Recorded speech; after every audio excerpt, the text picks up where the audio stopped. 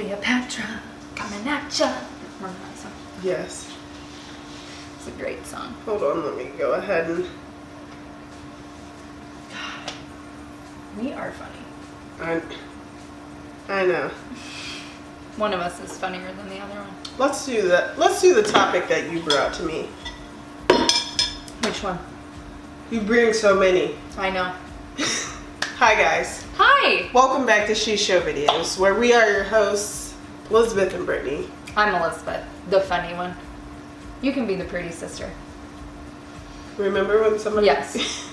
Called me the fun sister. I do. You know what? Before we travel down memory lane, please get subscribed to our channel. Yeah. Okay? We are bringing you just stellar content week after week. And we want you to join us. All of you. Anyone. All of the people. Mm-hmm. All of them. We don't discriminate here. We're equal opportunity employers. I sent this topic, but you could send topics too. We'll talk about whatever you want. Exactly. Mostly anything. Mostly anything. Maybe you, depending on what it is. I hope you tell us a sex story. What are we talking about today? Which topic? This topic I received from my constituent. Esteemed colleague, business partner. That one. That one. Nailed that one. Thank you. You asked me if I believe that men and women can be platonic friends. I did. So this came to me. Somebody, not on me, but you can if you want to. No, thank you. Somebody asked me, hey, do you and your husband have friends, same-sex friends? Like, do I, or opposite-sex friends? Mm-hmm. Do I have male friends? Does he have girlfriends? And we don't. Not like dedicated individual friends, I said. Like, we have a lot of couple friends where I would consider the guys my friends, but I don't have guys that I like text, especially the kind that like you text when you have a bad day. I don't have that.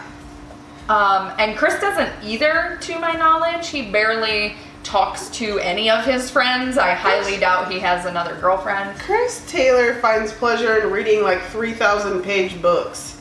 He's a creep. He does read. And he watches Korean TV. So if anybody's interested in that. But I just said no.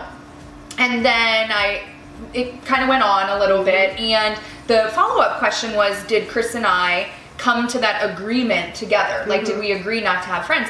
And my answer is no. We never outwardly said. Yeah, like at some point we had been together so long that some of my like guy friendships just sort of fizzled. They got married, you know, I got married, we all had kids and spread out. I have like guy colleagues that I talk to, I guess, but like nobody that I would hang out with or text regularly. And that's just because I don't think that ever ends in a good way. Okay. That's so my synopsis of your situation as well is that you and Chris Taylor grew up together. Yes. In the same circle of friends. Yes. And you still live in the general vicinity in which you grew up in. Mm-hmm. So at no point was there ever like you made friends on your own and he made friends on his own. Most of your friends you've known since school. Or made together. Yeah, and made together. Mm-hmm. So I feel like that's a hard situation to say like, this is how it ends. Like, I feel like if you went to school in, I don't know, in Kenmore, and you grew up and you graduated. That's so unheard of. And you graduated from Kenmore High School and you said like, oh, this is my friend from like 8th grade. Okay. So that would be different. Okay. Then.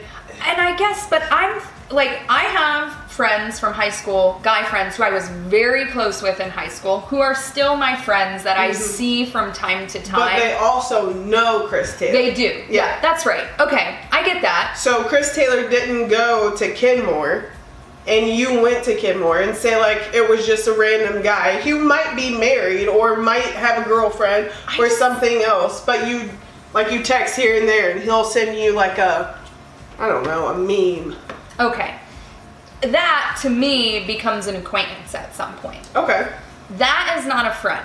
I mean, that's someone who you know and you cross paths with. Like, I do have a lot of friends. Like, if I see people out from work or from my old job, like Chris doesn't know them, I'll say hi and like, that's who I used to work with, and then, well, we'll exchange numbers, but we don't text regular. Like, I think the context of the question was like a true friendship. Like, this is a person that I text every day because this is my friend and he is a guy. Or for Chris, like, first of all, I this don't is even my text friend. my friends every day. This is my friend and it's a girl. And you're right, the one caveat that's different is it doesn't sound like this friend that one of them has is friends with the other spouse, which never ends. I mean, it causes more problems than I think it's worth. Going back to my younger years, like trying to retain friendships when Chris and I were dating that were like, I feel like, I don't know, it just seems messy to me.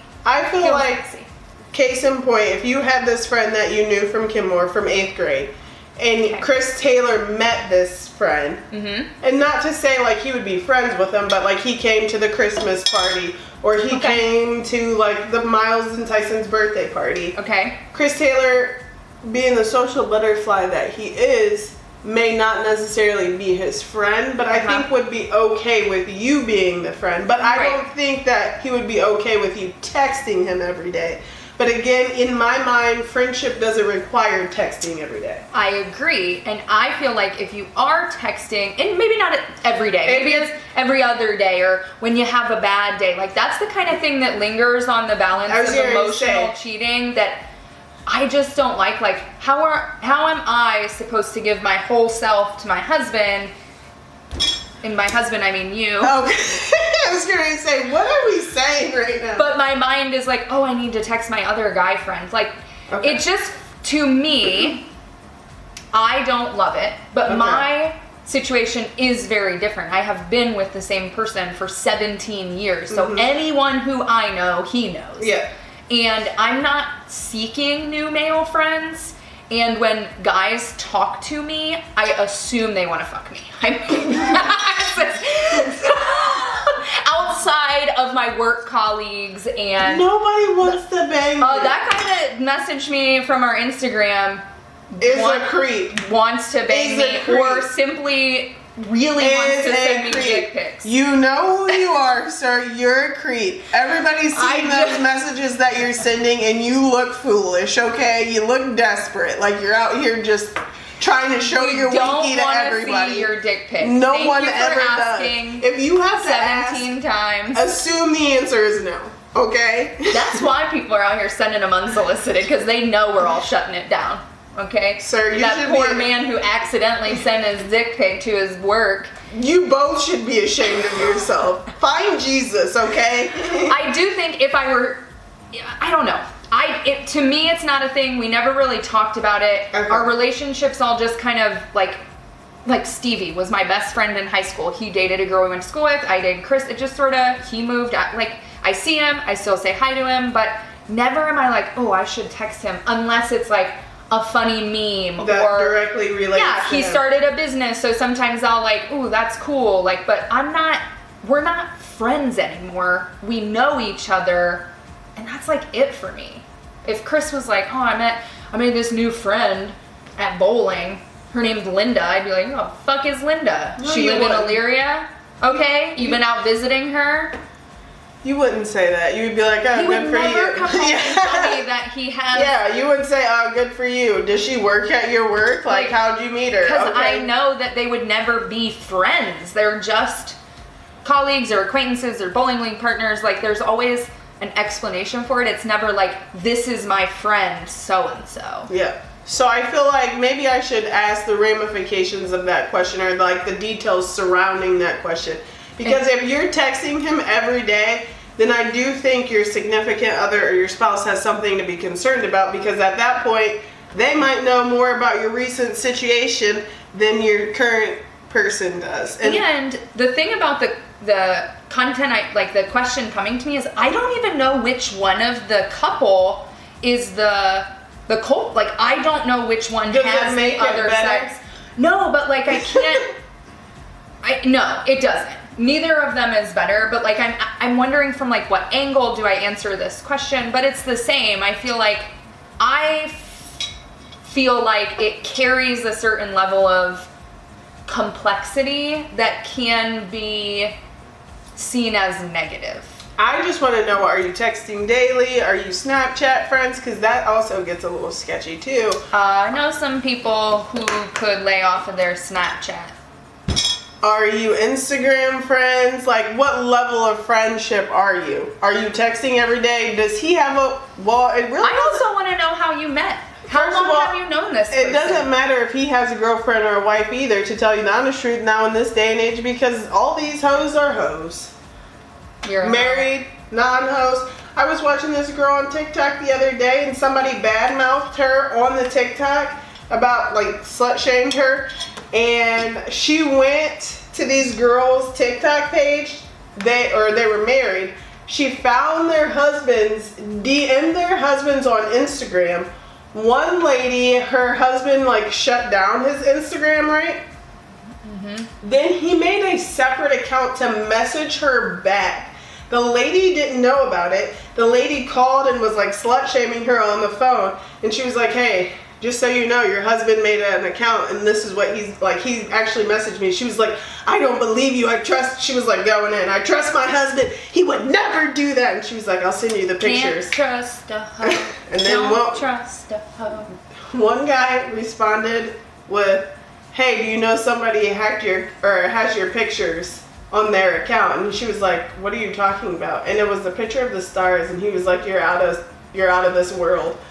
I was like, he's trying to. He is. See, he's trying to fuck her. I told you, anytime they message you, they're probably trying to fuck you. So you know what? Now I'm out here super sleuthing. Yeah, I feel like, I don't know, it just seems like there's always something misconstrued, even if it is 100% innocent.